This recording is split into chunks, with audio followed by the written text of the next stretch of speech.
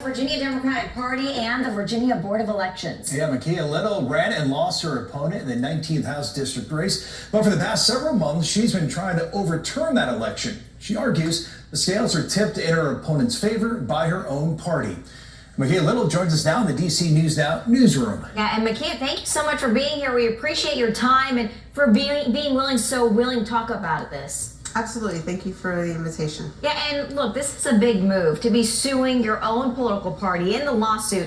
You actually write this, that candidates for public office should not be able to attain election through sleight of hand and disreputable actions of part of the political party. Now, what are the allegations that you're making in your lawsuit? What specific evidence do you have to support your claims of a tainted primary election? Well, I actually filed a set of exhibits yesterday, about 265 pages of text messages, conversations, interactions, letters. But the bottom line is party officials within the Prince William County and Fairfax County Democratic committees literally put their finger on the scale.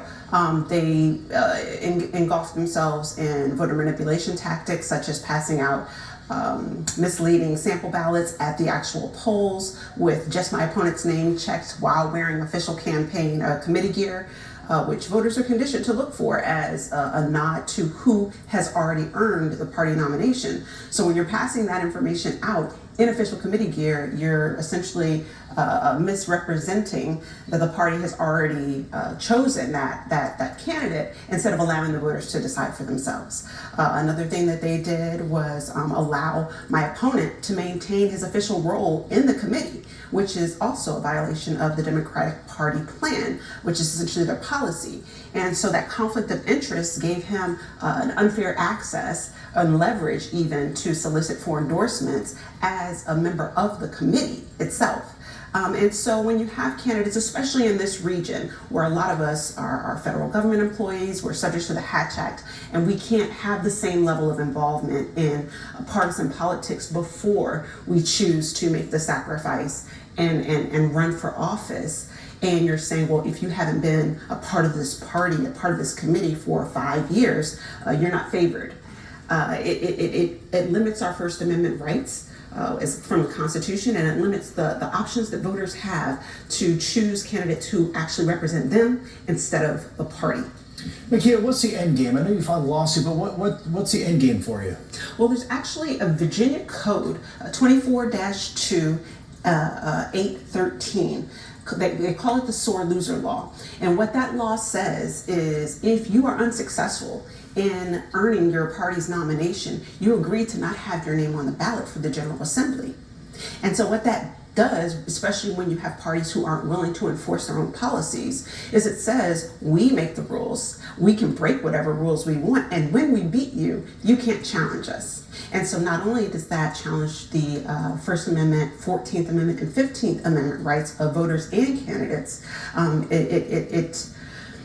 it allows for just the silencing of so many voters in the Commonwealth, and the citizens of the Commonwealth deserve better.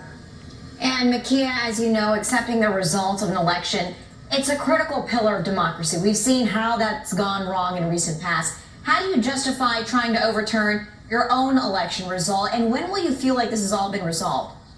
I believe in justice. Like I said, I was a former employee of the federal government. I served for the FBI for 16 years.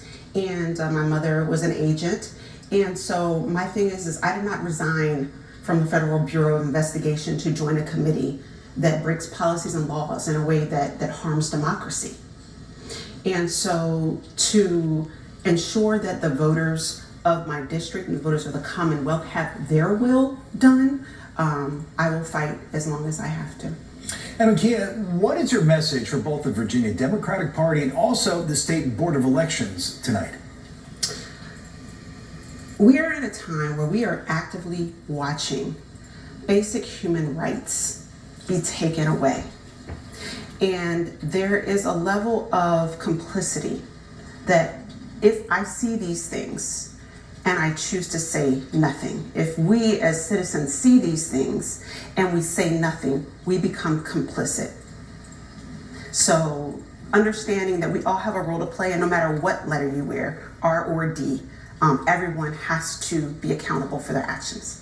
All right, Makya Little, we really appreciate you coming in today. And it should be noted, before this interview, we did ask the Virginia Department of Elections for comment about the lawsuit. They responded they do not comment on pending litigation. And also the Virginia Democratic Party also did not get back to us when we reached out. We'll keep you updated. Well, still ahead, parents, they're really, no parents ever want to see this. Their kid getting injured or worse, getting killed.